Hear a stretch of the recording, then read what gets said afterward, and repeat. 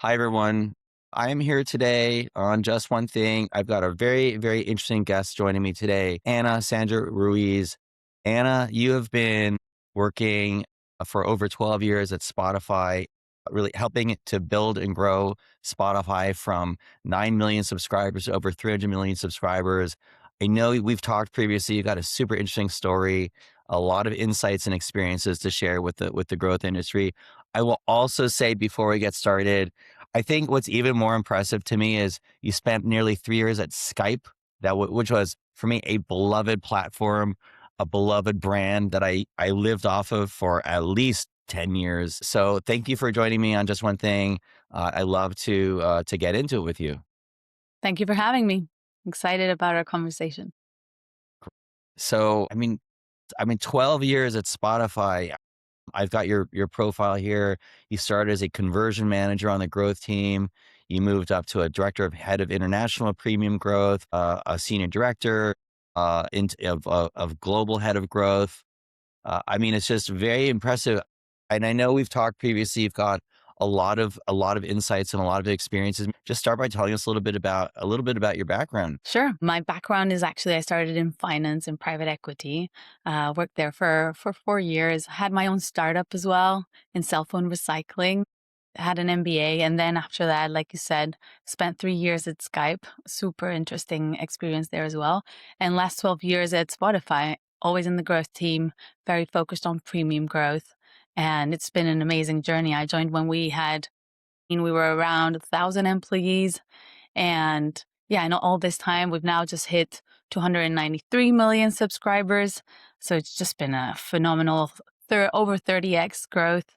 And we're over 7,000 employees now. So it's just been an amazing story to be part of. Mm.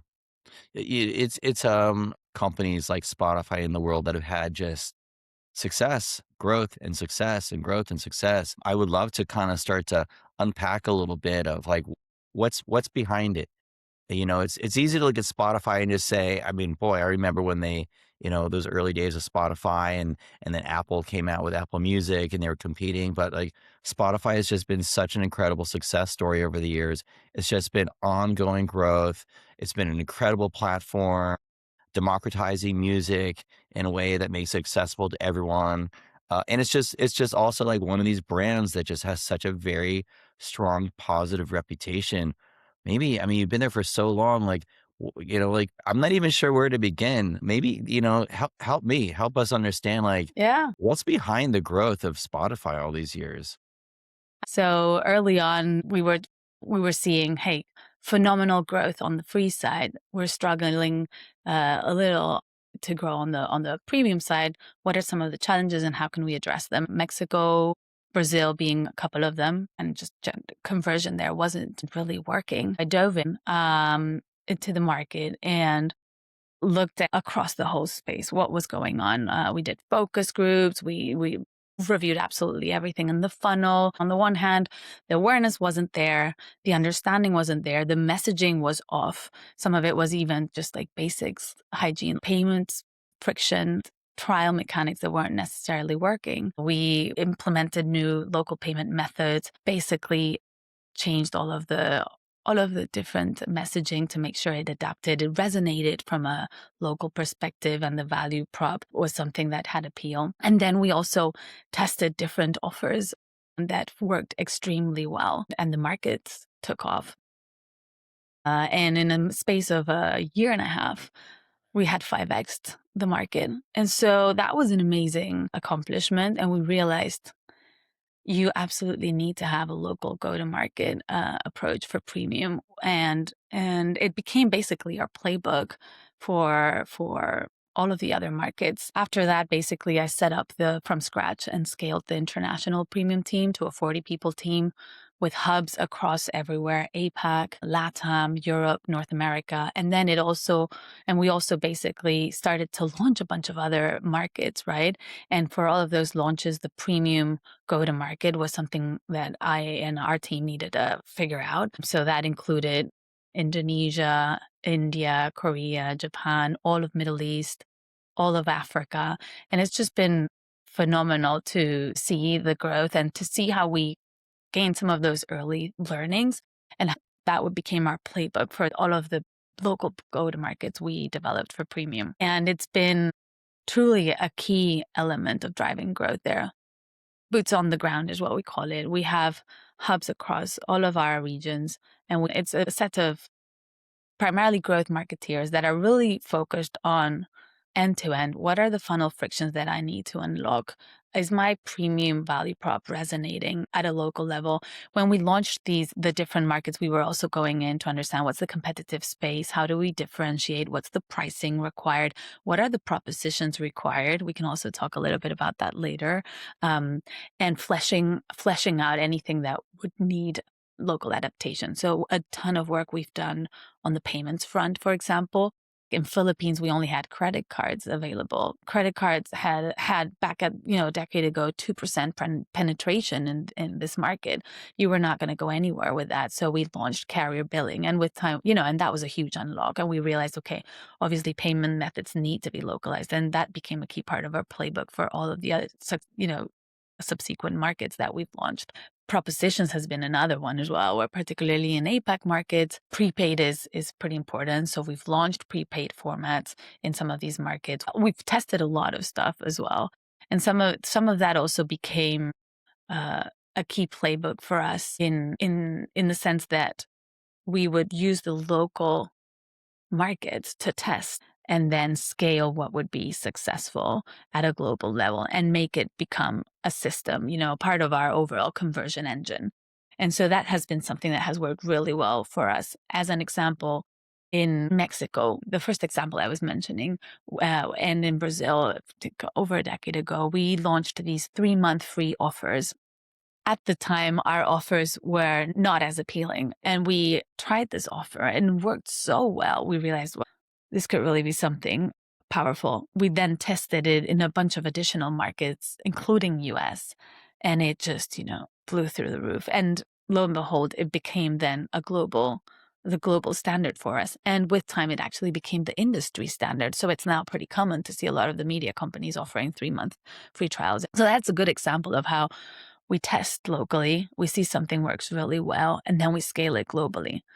Referral program's another one where it originally started as a hacky project for us in Australia for students. And slowly but surely we realized, hey, this has good legs. And eventually we went from that hacky project to actually launching a referral program globally and now having it drive over 1 million subscribers at a given year. And so super important to have the local boots on the ground for a bunch of reasons. One, they're the ones that understand the market very deeply, the user really well, all of the challenges, all of the nuances. They work extremely closely with all of the other functions on the ground. And so you can develop very fleshed out local market strategies, which is critical if you want to be really winning in a market and resonating as a local brand. And at the same time, we have very strong ties to our global teams to make sure that wherever we want to have, wherever we need global efficiencies, we're actually tapping on that. So we'll have operator tooling that, we'll build at a global level. We'll have some campaigns that we'll do at a global level. All of our performance marketing we continue to do at a global level. And a lot of the work on the payments side, we've done locally originally. Eventually, we've actually scaled it to become also global. Basically, that balance between making sure you're extremely local, but also having the efficiencies of global and having that strong connection between the two teams is really important so that you can be a very local brand, but also tap your global efficiencies. It's super interesting. The thing that really stands out for me more than anything is you really built first. Sort of two things. One is there was a very significant level of trust given to you, your team, others to go and figure this out.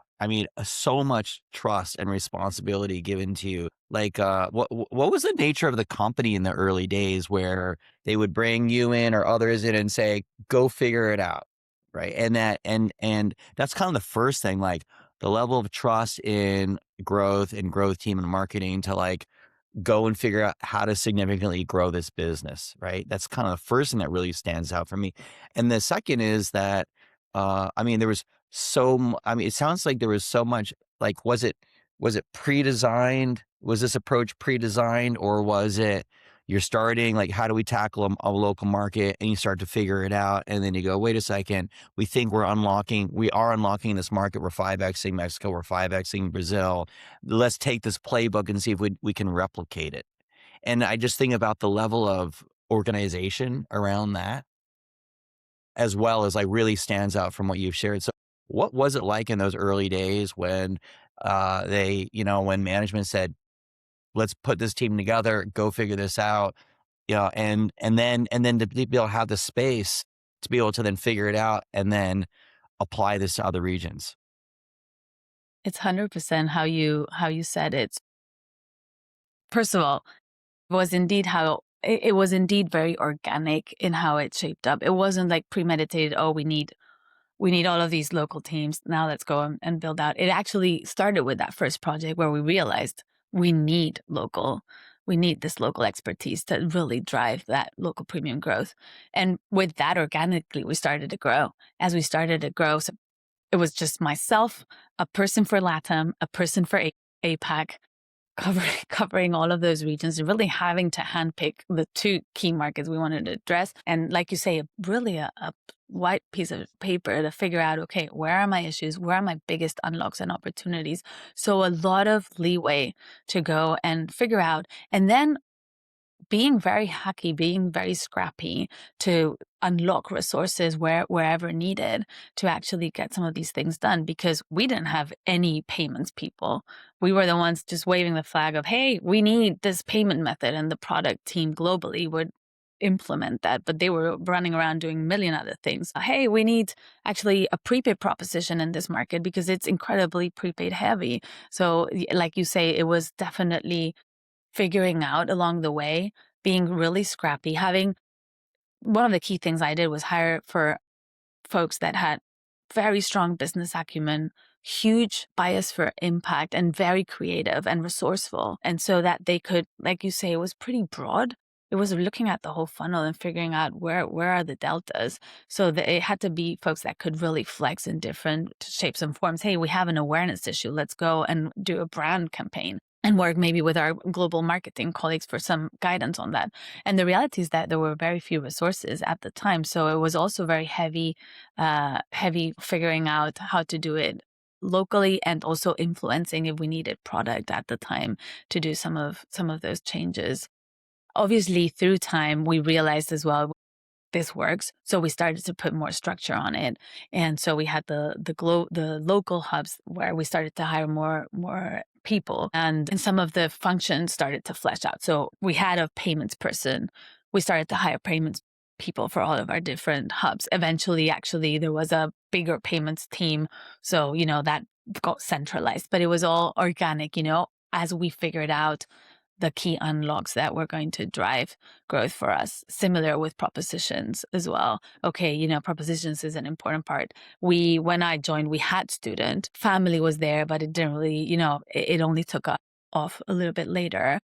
We eventually then launched Duo. Those are things that the global team launched. But at the beginning, when we were trying to identify opportunities like prepaid or like mini plans for daily or weekly, it was very much the boots on the ground, the folks on our team, identifying these and flagging them to make sure that we were getting the resources to actually implement them. And then the other thing I would say is, like you said, a lot of coordination. In general, I think at Spotify, we're very strong on collaboration, and it reflects particularly in this role where you need to collaborate really deeply at a market level.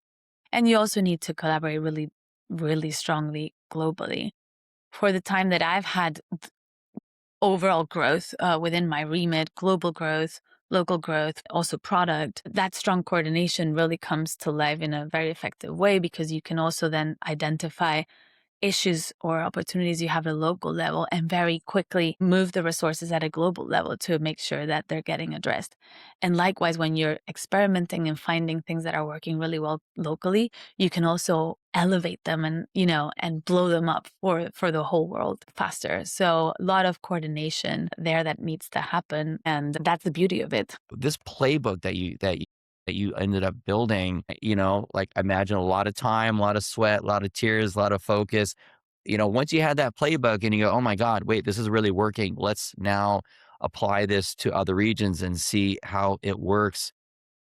Was it as simple as it just simply works and you just now keep applying it to other regions? Was there some additional level or layer of like testing, adaptation? What was that, like what was that like when you really expanded it to other regions? Combination in the sense that definitely the playbook worked. And so we scaled it and we saw that boulder roll down. As we got more people, we were also able to, tackle more markets, do more things in the market. And with most of the things we were doing, we're seeing phenomenal results. So we were also then just, hiring more and growing more for that. At the same time, one of the things that is critical of this team is that it's continuously looking for the deltas and testing into them to see what else we can unlock. So you can think about it like a playbook portfolio of different tools in the toolkit, and some of them are more mature and you're like, yeah, this is a winner. We know it works really well. For example, for us, offer-led campaigns work really well. You drive them in the market, they resonate locally because they're based on seasonality and also local marketing moments. And we, that's a pretty mature like tool in the toolkit. And then there's others that you're testing into and you're figuring out, hey, does this work? Payment methods is another one that is also just longer. It takes maybe longer to launch. And most of the time is actually seeing a big impact, but not always. Sometimes we launch a new payment method and we realize subscription is not a great fit for that payment method. So the trials that you use need to adapt and you need to qualify maybe the intake better because your retention is otherwise not working out as good. We've seen that a lot in Asia, for example, with, wallets and some of carrier billing. So we've adapted a lot of our offers based on based on that. So there is definitely that trial testing, and for some of our maybe more newer things we're trying out to see if that is something that has legs. For example, we've been testing out last year, increasing a little bit the friction on the free side and at a local market level in Indonesia, for example, and that worked really well. And that's something we're now going to scale globally. But there's like that one. There's many others that maybe didn't work out so well, so we then stopped doing them. And I guess all of that to say, it's a boulder that in aggregate rolls down very yes. We hired a big team because we were seeing really good gains from every single person that was coming in. And at the same time, there's still tons of potential and opportunity in certain markets that we could be doing better in. Our proposition could resonate more. So how do we build that up further? For example, in some of our APAC markets, we're building our cultural membership for fans, meaning we're doing a tons of activities on the ground to connect our users more, our premium users more with artists in real life experiences, meets and greets, listening parties, voting, and all of that to enhance that premium proposition because we realize there's a bunch of markets that might need more of that.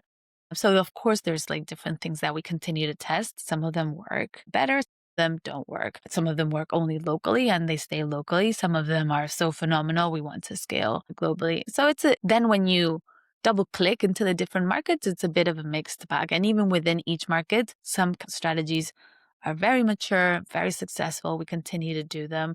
And others are exploratory, new, they work better or less better. And depending, on that, we will ship them globally or sunset them or Yeah. continue, but just locally. Mm. Let me start with this. Your passion for what you're doing and Spotify really comes out very clearly. But I'm going to ask this question anyway, because maybe it applies to you, maybe it applies to others who have been on this growth team. I mean, it's been a long time. 12 years is a very long time. a career in tech, just full stop. How do you keep it interesting for yourself and for others maybe that you manage on your team that have been there for a long time? How do you keep it interesting?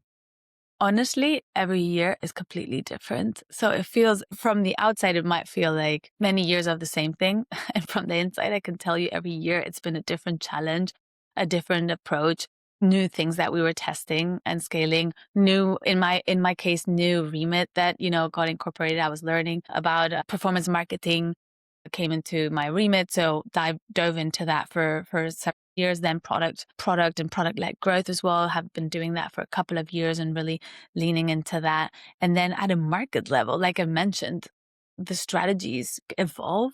And there's at different points in time, you're then realizing you need different things. So the nature of the job changes a lot. Now, for some of our more mature markets, we're starting to think about, okay, what are some of the new strategies we need to be thinking about as we are approaching more maturity in some of these markets? Retention starts to be something that is really important for us because the volume of retention today matters. A few years ago, it was all about acquisition. That's where all of the volume was. And today, actually, retention in very big user bases, like the ones we have in some of our most mature markets, starts to matter. So we dive into that a lot. We have new plans that we can upsell users onto, so we start to think about monetizing users further and how do we expand the LTV for our different users. And so for me personally, it's been an amazing journey. And I think we have quite a long tenure within Spotify, I would say in general, and also in particular in my team. And I think it's because of that. The nature of the job is pretty broad and changes quite a bit every year because there are different challenges that you're facing as time goes by. And in my case, particularly, also, it's just been very rewarding to learn about different parts of the business and have that, all come together under one growth unit. Yeah, yeah, yeah. I completely understand it. I appreciate kind of what you're saying. Uh, Marketing is there was a point in my life when I was moving to the Bay. I moved to the Bay Area from LA, and I said, okay, I got to pick a lane. Marketing, BD, product. This is kind of like how, from my past experience. And I said, I'm gonna focus on marketing because it's so vast. It's so wide.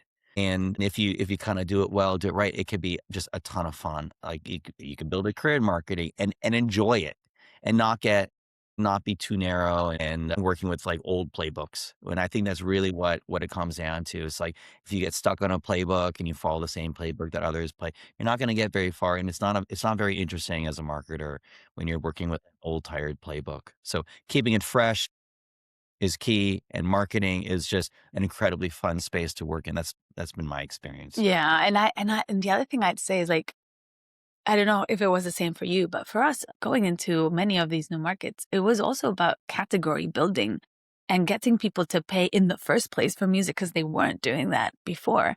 And so that's been incredibly exciting because you're operating on white canvas and need to figure a lot of things out on and myself and the team that I've hired thrives on that. So it just keeps it very interesting every time. And because you're always looking for that delta of opportunity, by nature, it's always going to be different because the goalpost keeps moving. You know what I mean? The other thing that I'd say that for me has been really, really rewarding and interesting to experience. And I don't know if for you, it's been similar. I worked a long time very closely with product. For a good chunk of it, it was definitely as a partner, influencing them on the roadmaps, etc. And then for a couple of years, I've also had it within the team. And I think seeing firsthand how you can get marketing and product led growth strategies to be basically crafted together and completely cohesively and compounding each other's actions has been incredibly rewarding. And I think is incredibly powerful in the sense that product led growth is one of the levers that really I see drives a lot of impact on growth. And on top of that, if you can actually then work very closely with your marketing or your growth marketing colleagues to make sure those, the different strategies are all towards like one same goal and are amplifying each other, I've seen amazing results from that. Yeah, let's click in on that one on product-led growth. I know we talked about it previously. I mean, Spotify is, from my view, famous for some product-led growth initiatives that have just set a new standard, not just in music, but across many different like tech type industries. When you first started going, like, when you first started working with product and around some PLG initiatives, I'm sort of curious, like, in those early days, how did that actually work? Like, how did it actually work where, like, did it work well where they were open, amenable, products open and amenable to ideas and suggestions, and it was through early implementation and having success that it then became more of a formal or structured practice within Spotify? I think we've had ebbs and flows. So we've had times where we worked more closely together, and then we've had times when product was very busy with other key priorities, and some of the growth requests that, we would have, hey, we really badly need this payment method in Indonesia or in Brazil or in Nigeria is like a bit of a headache for them because they're like, no, but I need to rebuild my whole payments platform, or I need to rebuild the whole, I don't know, different initiatives that we would have at a company level. So I think the key there is to make sure you're sharing the context. You're also continuing to influence and also sometimes having patience. So I would say at times it's been, trickier, and not because for lack of goodwill, but really because like the priorities were very different. And I think that's why when you want to have a key focus area around growth as a company, if you can bring those functions to work very closely together in unified goals, it's incredibly powerful because I've seen it firsthand. And then we've had other times where we're rolling, and we're rolling because, hey, our payment stack is now up to scratch, and you tell me all of the payment methods that you need in the world. We got them tomorrow, and one of the things that I haven't mentioned, but that we've all through the time I've been here, we've talked a lot about is like, what are our big rocks? What are the key unlocks? And I'm making sure that at a team level, that's clear, and not just at a team level on my level, a broader team level and broader company level. Then that's incredibly powerful. What are those big rocks at that moment? Now we call them big bets. Before there was big rocks, and then you have your pebbles, and yeah, you might do some of those as well. But we need to launch our duo plan because we know it's going to be a huge unlock, or our new family plan. We want to make sure we launched the whole world. That was a huge undertaking for the company. We decided to, up until that moment, we had been launching markets one by one, and we decided to launch the rest of the world in one go. Huge undertaking, big rock for us. And so, you get everyone rallying towards that same goal. And so I think when you can get to do that, and those and they're aligned in terms of goals, then it's really powerful. So when the company got to the point when you were, like, establishing big rocks, were these at a company level? Not always it has to be at a company level. Sometimes it's just at an org level. And on product-led growth, yeah, we have several examples that where we've done phenomenally. Uh, Wrapped, one It's of a the favorite biggest of mine. ones. It's favorite I ever. know you and I were talking about it the other day. That's a I favorite. love And Wrapped. fun fact, it started as a marketing campaign. And so I love the example of Wrapped because it also shows how through iteration and continuous testing and building up, you compound the efforts with time. Wrapped started really in 2015 as a microsite that marketing wanted to do as a campaign. They used to do a year in review before, I think, and then basically decided to do this microsite. It had good, it had a good outcome. And then I think for two more years or so, it continued being done as a microsite, very much product, very much marketing led, until we decided, okay, we need to bring this in house. It has to be, and product then worked on it and launched it as an in-app experience with all of the data stories. It's been growing with time. It's now not only for the users, it's for, artists, our authors. I get tons of different stories. And this year we beat records with 300 million engagers, over 600 million shares. And I mean, it's just been phenomenal. And what I also like most about that story is that it shows how, like, maybe can start small, but you see something that is working really well and you invest in it and, tweak it, iterate it, and it compounds with time to become something, amazing like today It's Wrapped is. huge, it's huge, Yeah. right? Yeah. For anybody listening or watching, Wrapped is at the end of the year, it's I mean, from my in layman's terms, it's the Spotify sharing with you what you listen to artists that you've listened to the most over the course of the year that we all then share on social. I mean, it's just it's so it's and it's so when I really kinda, like, think deeply about Wrapped and like, it's something that as we get I can speak for myself and my friends who are into music, as we get close towards to the end of the year, I think about it. I'm waiting. It's like I'm waiting for Coachella to release the lineup. I'm waiting for Spotify to release my Wrapped, of like everything that the top artists I listen to throughout the year. It's amazing things are it's amazing that it has such a psychological effect. It's something that I look forward to. I start thinking about it as I get closer to the year. All our friends are sharing and commenting on it. As somebody who I'm very, very passionate about music, I absolutely love music more than anything. It's really meaningful. I can't think of any other PLG type initiative that has had the effect of that Wrapped has had, I mean, candidly. Yeah, I agree. And at the same time, I think when I think about PLG and like, how do you invest in it? Wrapped is there now today, yeah, at the scale that it is because of all of that journey that it had. So when you think about your product-led growth tactics that you're trying, that you're trying out, for me it's like a portfolio. Again, similar to what we were talking about for the regions. You have some of your product-led growth tactics that are extremely mature, like Wrapped.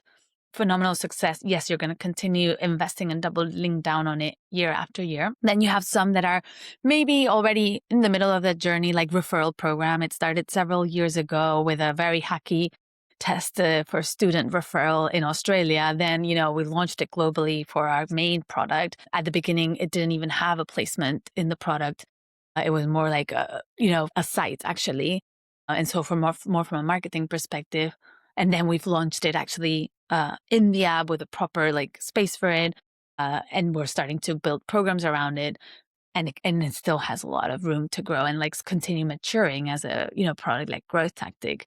And then you have younger ones like last year in-app voting is something we shipped, and in-app voting has had a lot of traction in some of our markets in APAC where we'll do music awards, and this is a key part of that experience, both for free users but also for premium users. And so that is in its infancy, similar to listening parties for fans. It is in, we've launched it, we've seen it has good momentum.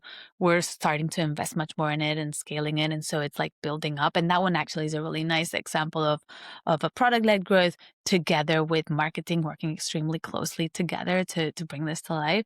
And so for me, I think about product-led growth as a portfolio and, with different levels of maturity of some of the different tactics. And then you have some that are super nascent and you're just still starting to figure out, if that can be a good idea or not. But Mm. yeah.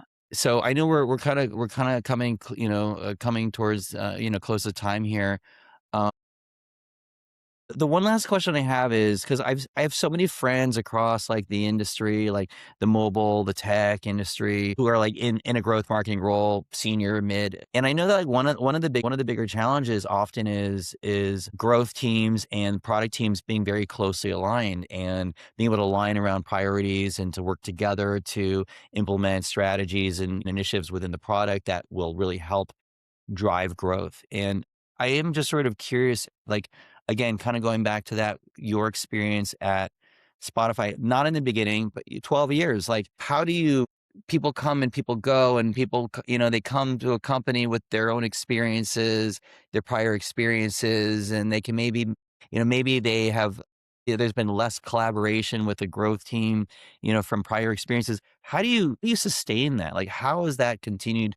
How does it work? Is it like from the top down commitment and a relationship building and commitment and that cascades down across the product and growth orgs? How do you sustain that over 12 years? What have you learned? Some of the things I've learned is what we were talking about earlier, just making sure you're aligned on those key big rocks or bets or however you want to call them at a either company level or wider org level, where both product and growth marketing and everyone else are part of, is super critical, because then it really helps just make the conversation much easier.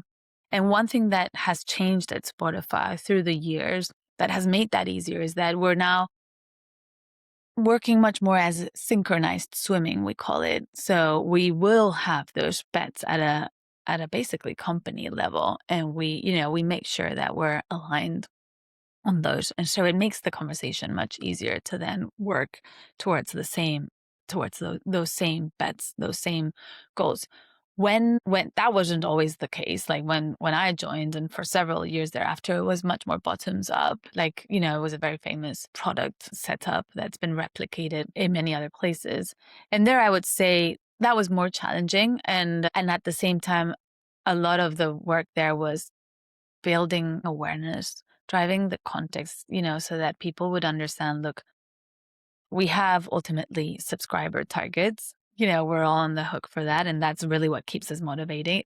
To be able to unlock some of that growth in XYZ markets, we need these things because of this other thing. This is the friction that we're facing, et cetera, et cetera. And so building that context, my experience has been working with product and engineering has been like, it's critical, because many times they sit several layers removed and they don't have that context. And the moment they do, they're much more willing to then want to work on it because they realize the value of it. And at the same time, and that is more when there's more autonomous roadmap setting and just like, deciding what to work on. I think we've moved on from that. Of course, we still drive a ton of, sharing the context, so people obviously understand why we're doing certain things. But I think that now happens much more at a top level, like also just defining what are those key bets that we're going to do. And all of the context is coming into there. So everybody just aligns much faster, I would say. So those would be the things. But yeah, sometimes it is tricky. And like you say, it depends a lot on the characters sometimes as well. And people wanting to collaborate more or less. And for that, it's building those bridges, right? And making sure that you give the context and understand also their perspective. What are they working on? What are their pressure points? And can you find any points in common? Or maybe sometimes you just need to be patient. I remember for a few years, there were a ton of different payment methods we required in multiple markets, because we had launched the world, or we had launched a bunch of markets. Maybe we hadn't launched the world yet. And we had tons of friction on the payment side, but we needed to redo our whole payment stack. And as part of that, there was going to be an API so that we could then, ship new payment methods much faster. But that meant we needed to hold tight, and maybe for a year or 18 months, be patient that, a lot of the things we were requesting were not going to come through because they didn't have the bandwidth. Similar, like we've done a lot of work on offer-led growth marketing. It's a great way to bring users, reduce the friction and bring users into the funnel. And we see great retention from it. We've tested enormously into that. We didn't talk about it today too much, but we've tested a lot, and we continue to test into it, depending, to really qualify the traffic and the users that come to then have higher intake, but also retain well. And depending on the market, depending on the payment method, depending on the seasonality, those things will make it, and depending on the user and the characteristics, will mean different results. So I think one of the things we've invested in a lot with product and has been on tooling, and toolings to drive more operator autonomy. And sometimes it's taken a while, and therefore you need to be patient, but then it has a huge unlock when you finally build that tool, and there's like, okay, now you can scale significantly more your efforts, but maybe it was like a good 9 months or 10 months of waiting. Can you give an example of tooling? Like what's like 1 or 2 tools that were built that enabled your team to really run faster? One of them, for example, is this offer tool that we have, whereby before a decade plus ago, every time we wanted to do an offer, we would have to ask product to code it. We no longer need to, we no longer need, yeah, An in-app offer. yeah, an in-app The offer for user is premium. trying to get them to upgrade to a Yeah, plan. Right. yeah. And so obviously talking about maturing tactics, that was one we were seeing this, this works really well.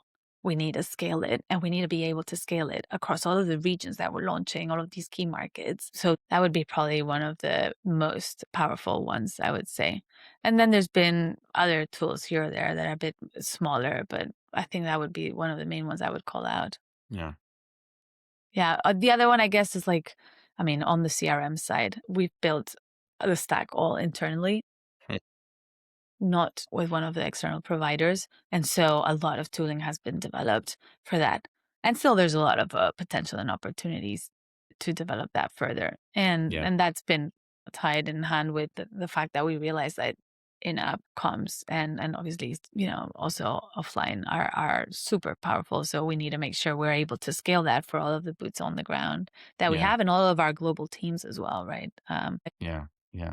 That must be just incredibly, incredibly fun for them, for that life cycle team to have these tools at their disposal.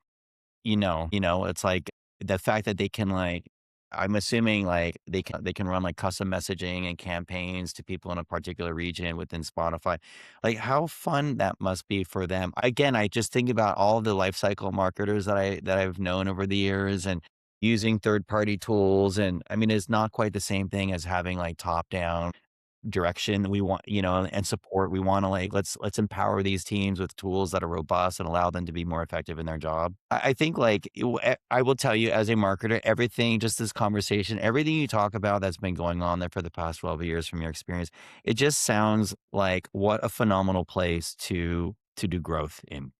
Just overall, and maybe marketing as a whole. It just sounds like an incredibly, incredibly fun company to work with. They've supported you. I mean, I understand from it starts bottoms up and then you get top down support. But the fact that they empower you and support you to the degree that they do, and you have tight collaboration with product and they support you, it just sounds like on really just a phenomenal company and a phenomenal experience that you've been having. And I really do appreciate you coming and sharing some of your story. Is there anything else, like, from your experience? Like, I always like to ask if there's, like, a piece of advice that you would offer to growth marketers that anything that's, from your experience, like, what would that be? What would you share with people? I think one of my key advice that we haven't talked about is who you hire and how you lead plays a huge role in then the team you build and the impact that it has. I had the luxury of being able to build that team from scratch and set the culture very intentionally because of that hiring. And so what I would say is like make sure you're hiring with, folks that have curiosity, creativity, business acumen for sure, to be able to like discern where the opportunities are that I'm going to go for. And then just have like a bias for action because they're driven by impact. And you see that in the conversations you have. And not everybody's driven by impact. Some folks prefer to be a bit more analytical, and deep in the weeds. Some others really want to just like, spend a lot of time on the strategy. And this is a very sweet spot of wanting to be analytical and have a strong strategy and then make it happen. So I think that is one of the things that for me has been a huge like pillar of success. The other thing is the leadership style you have. For me, I have a secure based leadership style, which means the people in my team know I have their back. They know that everyone else has their back. And at the same time, we want them to think, I want them to think boldly and act boldly and take risks. And that is super important, particularly when you have a white canvas and you're category building and you're trying to figure things out. It's key to try new things and really, go a little bit, yeah, basically take those risks. And you won't do that if you're not in a trusted space where you feel like, folks have your back. So for me, I think that is pretty critical. And it's something that we've built that has been amazing. We're all distributed by nature because it's an international team. So also, how do you think about that? What are the rituals that you build and those touch points that you build to make sure that it's a very tight knit team, which in our case it is. A lot of it for me, I think, has been spending time together in, condensed periods of time to like flesh out your strategy, talk through the problems, and then obviously have just team building time. That has really built a strong team and team culture. And then having that continuous, continuous feeling that I can take bold risks and if I fail, it's okay. But what matters is that we learn and obviously have fun along the way. And many of them will also drive impact and we know it. And if they don't, it's okay, you know? So I think that is one of the things that it's maybe softer than, yeah, this is a KPI you need to go for or whatnot. But for me, I think it plays a huge role. And I've seen it firsthand in the team we've built with um, super high tenure, actually. People have stayed around for a long time and very excited and still, hungry and keen with very, very good engagement scores, even when we have tougher times. So yes, I think those would be my two pieces of advice. The type of person, the type of people that you hire, and that would be the type of people I would hire, and also making sure you build a culture where people can take risks and feel secure, and can thrive. Yeah. Those That's how are you'll get your biggest unlocks, really. I yes, they're both great pieces of advice, and it really does start with, building a very, very strong team, and if you're not quite there, being willing to make adjustments until you've got, that core team in place that can run, right, and operates in a similar manner and trusts each other and can really run and go have fun and try new things and take risks, and both great points. Growth, both great points. And I'm sorry, because I've been there and it's like, when you're there. And Yes. if you're not sure if you're there, you're not there. You're not there. You're not Yes. there. Know when you're there, you're like, "Oh, man, what is happening right now?" It's like magic is being made and is very much about, sustaining that culture, sustaining the risk taking, sustaining the trust, and to be able to do this, because I know from my experience once in my life, to be able to build that and sustain that for years with long tenured employees who are excited and motivated and fresh every day, that is very, very that is, probably the number one challenge that for leadership. It really is. But when you're there, and if you're not sure if you're there, you are definitely not there. Exactly. Yes, I agree. Collective effervescence. Yes. Well, listen, thank you so much for joining. Super insightful. Thank you for having me. This was really fun. I really appreciate you taking some time out of your day to share some of your stories.